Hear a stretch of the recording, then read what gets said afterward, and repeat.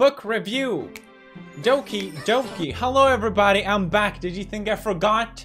No, I didn't. I just been not doing my homework. Sumimasen, I am sorry. When I was in Japan last month, I didn't really have much chance to read. I knew my time there was limited, so I really just wanted to focus on being in Japan. There's been a lot of news articles about book club. I don't know if you read them, but some of them are great. Just praising the idea that obviously getting more people into reading. A British bookstore, very big British bookstore. They had a select table of books, and they were all books that I had reviewed, and it made me think, wow, it definitely had an influence on sales if they feature these books in a specific way. It's not like they said Pewdiepie aisle or anything like that, but it's cool. Should I force anything else positive into this before I begin? I don't think we need to do that. Thank you. Now, first book I read was The Dice Man. Written by Luke Reinhardt. This was a suggestion by Brad. Hooray for Brad! Thank you, Brad, for suggesting. A lot of you guys suggested this book as well, and I can definitely see why. I think Brad told me that he read it when he was younger, and I think it's the kind of book I would probably appreciate if I was younger as well. Not saying that it's stupid or anything like that. It's just it has a lot of flaws that I thought was a bit hard to oversee. Is that how you say it? Overlook. Doesn't matter. The book is written by Luke Reinhardt, who is also conveniently the protagonist. How strange. It follows the story of Luke, who is a psychiatrist. He's very successful. He earns a lot of money. He has his wife. He has his kids, but he just doesn't feel happy where he is in life. His best friend is advancing before him, even though he's not as clever as he is. He just feels stuck in a rut, basically. So in a drunken idea, late at night, he decides that he's going to roll a dice, and if it lands on a 6, I think it was a 6, it doesn't matter, he is going to rape his best friend's wife, who has been sort of flirting with him a little bit. And here it sort of shows how amateurish the writer is, or maybe he just needs a better editor. I don't know. There's really no reason for him to want to rape his best friend's wife.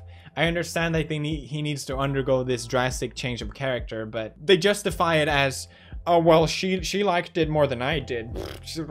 I feel weird even talking about it, and it's not like I'm prude or anything like that. But nevertheless, this event has such a drastic change of his character that he becomes the Dice Man, and he decides to live his life by the rule of the dice. He will write down a couple things that he wants to do and a couple things that he doesn't want to do, and he plays them on the number of the dice. So if he rolls a 1 or a 2, he'll do this. 3 or a 4, he'll do this. 5 or 6, he'll do this. So that determines his life. And it's interesting in a way how that makes him break free from his rut, essentially. His character that's just too comfortable. A lot of the times it's obvious what you want to do. And you always go for the obvious choice. And he explains that the Dice Man as...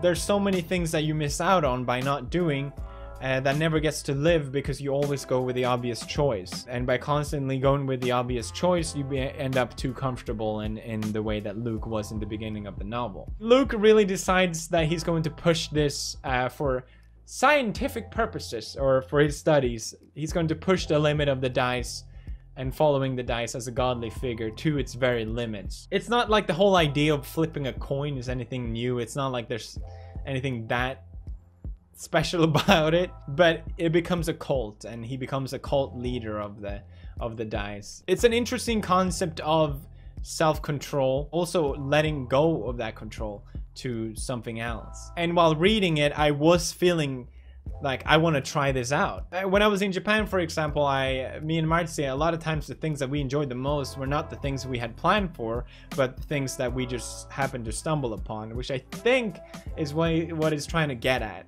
The book very confidently says on the cover, "This book will change your life."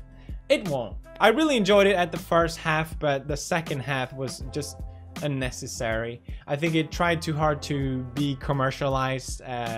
The story takes almost like a movie-like plot, or the FBI is after him. And there's just so many sex scenes in this book. I think there's like 30 sex scenes in it. And it just became cringeworthy after a while. I'm like, this is just ridiculous. At the end of it, it sort of made me question the skill of the author, and if the concept of the dice was even that great to begin with. It just seems like some sort of pseudo-psychiatry, and who knows, maybe that's what he was trying to mock anyway. Next, I read Stoner by John Williams. This was a book that when it came out, it barely sold anything, but then later, 50 years later, it got translated and it picked up in popularity. Now it's very highly regarded. When I explain my favorite novel to people, or at least a novel that I really enjoyed, a lot of times I'm met with a skeptic look like, that doesn't sound interesting at all. What are you talking about? A good testimony of a good writer is that if you can tell a seemingly uninteresting story and captivate your reader, that's a great way to test it. And I think Stoner is exactly that. Now, I was reading this and I kept thinking, when is the punchline coming? When is the weed joke coming?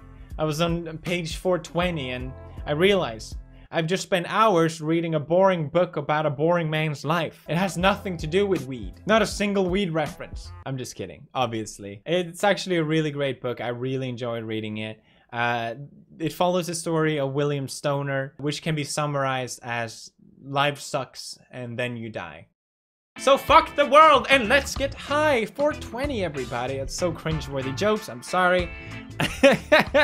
William Stoner grows up on a farm. He goes to study agriculture, and a part of his study, it's obligatory to study English literature, and he completely falls in love with it, and he loves it, and he switches his studies completely to literature instead of agriculture.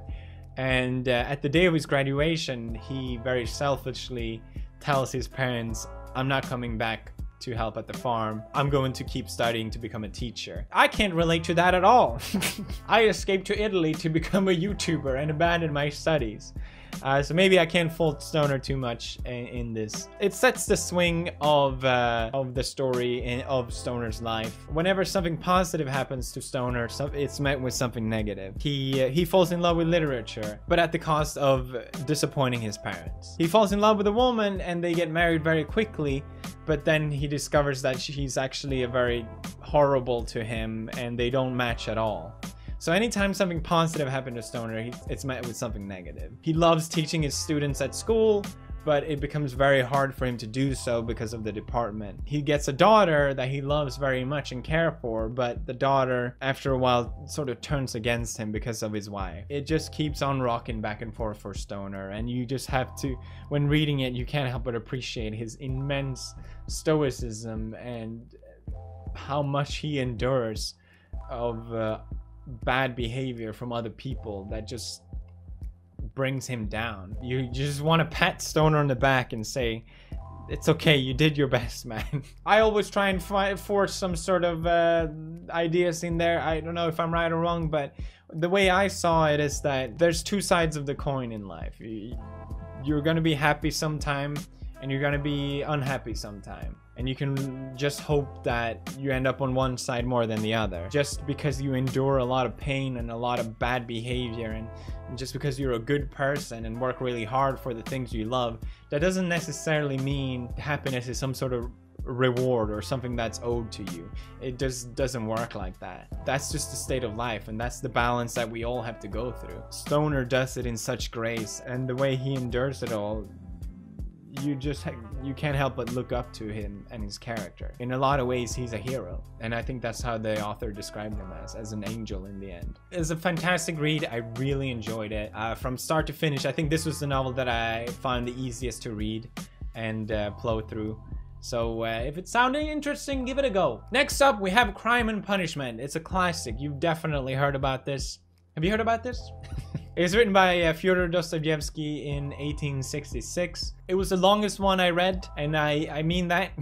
Sometimes this book was very hard to get through, but the parts that shines in this novel truly shines, and I do understand why it's a classic. And I want to just focus on the bits that I really enjoyed, which is the bits revolving around the main character, Raskolnikov. Raskolnikov is a young man who lives in St. Petersburg.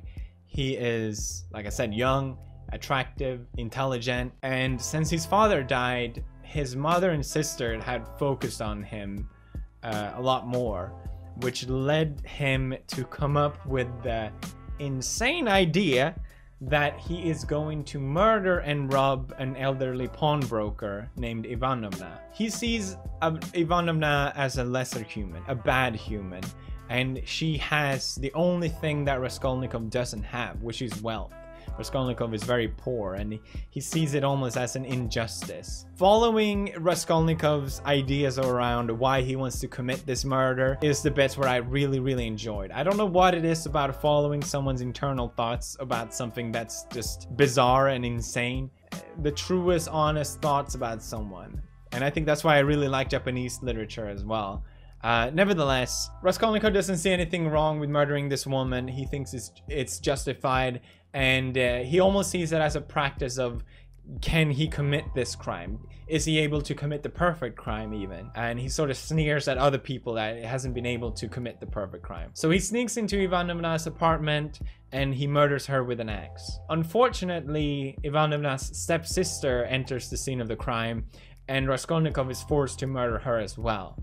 Now, obviously, this wasn't part of the plan, and he sort of very clumsily escapes the murder scene, and he only gets a little bit of gold from the apartment. But still, somehow, he managed to escape without anyone seeing him commit the crime. He hides all the gold and the murder weapon, and then we're followed with the second part of the book, the punishment. We get to follow Raskolnikov's internal struggle through conversations with other people of why he committed this crime and what made him want to actually do it. If he didn't take the gold, what was the true reason behind it, and the guilt with it. The bits that I especially enjoyed was the last third of the book. Raskolnikov wants to confess to his love, Sonia, that he committed this murder, and he stumbled upon his words, and he stumbles upon his reasoning that before was so clear to himself, but when explaining it to someone else, he just can't get the right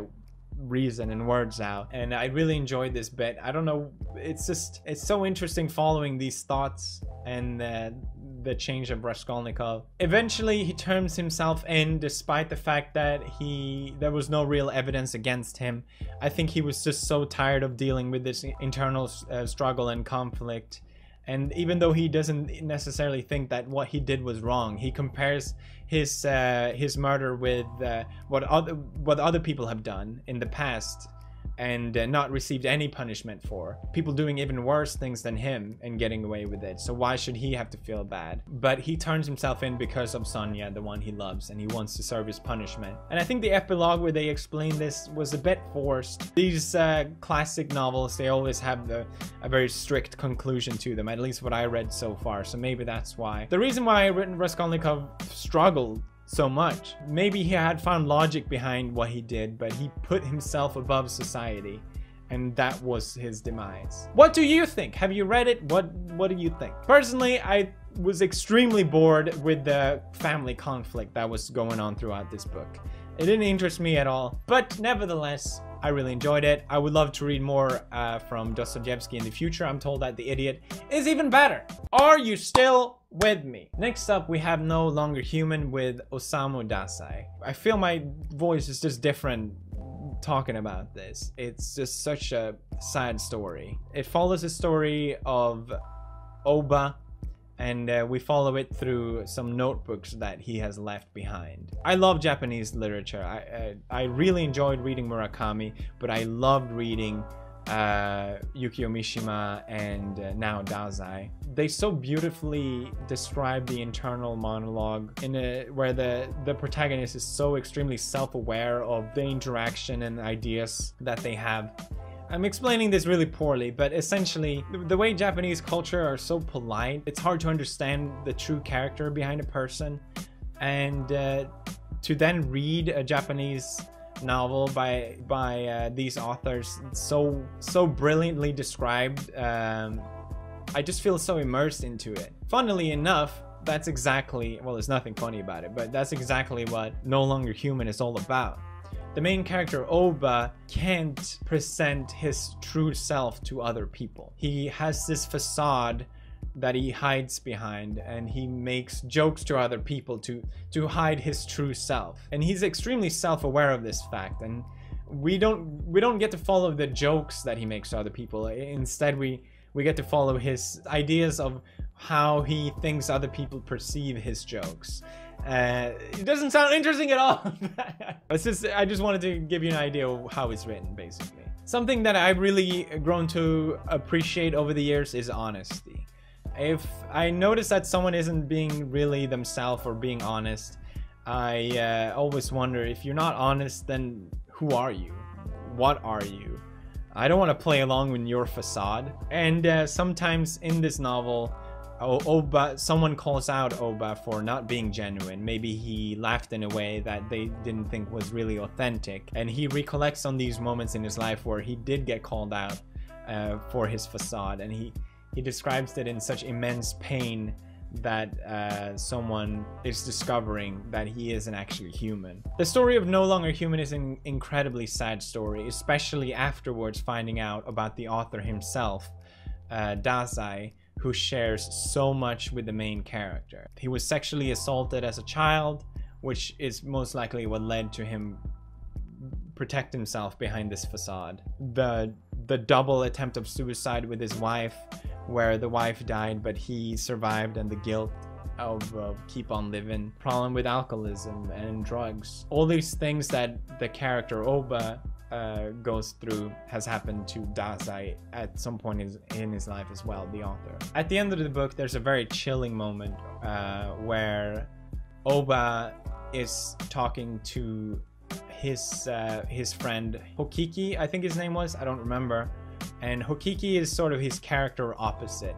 It's his friend, but almost sort of his enemy. He's very direct and very straightforward, unlike Oba, who hides behind a facade. Hokiki, and whenever Hokiki is involved in his life, it sort of triggers these bad behaviors in Oba, where he turns to alcohol and all these things. In this moment, they're both drinking, and they're discussing the crime and punishment, funnily, and discussing what the antonym of a crime is.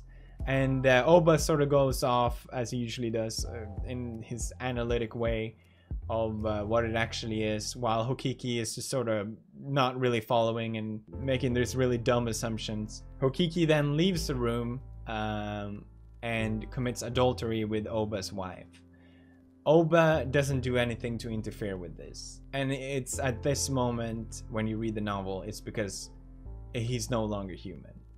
And this happened to Dazai as well, and it's clearly a very personal tale. Reading it, in retrospect, it almost feels like a goodbye.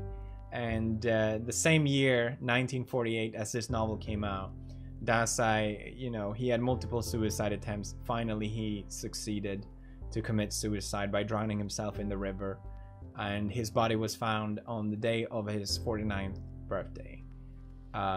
I feel like I didn't do it justice by reading this book first. This is clearly the final chapter, and I want to try and be more careful in the future when I pick a new author, to make sure that I read in the right order. I absolutely love reading this book. Dazai clearly is a phenomenal writer, and this is everything I would want from a novel. Next up, I read Yukio Mishima's Sun and Steel. I'm not going to discuss this book because I think I want to save Mishima for another time. I just wanted to give a quick thanks to Bloody on Twitter for sending me their copy of the book. I couldn't find one before I left to Japan, and I really wanted to read it. It was funny, I walked around with the book. Long story short, I needed to put a paper in something without crinkling it. And so I was using the book because it's very big. It's already becoming too long. A lot of other people saw me holding this book in Japan, and they were all, "Oh, Yukio Mishima!" I don't know if it's... I didn't realize how popular he was. I wonder who looks up to Yukio Mishima in Japan. Super fascinated by Mishima, but we'll save that for another time. Next up, for next week, we're going to read Inferno by August Strindberg. I want to read Spring Snow, I think it's called, by Yukio Mishima, and Runaway Horses by Yukio Mishima. I'm gonna be a little bit selfish and just read books that I genuinely just want to read. I'm sorry. Other than that, I just want to say thanks for all the support on the book review. It's been fantastic. I always doubt myself if it's really worth it or not. to make these, but all the positive support and all the comments has been great, so thank you very much. That's it for me for now. I'll see you by the end of the month with another book review. You can read all of them or none of them, but I'll see you then. Goodbye.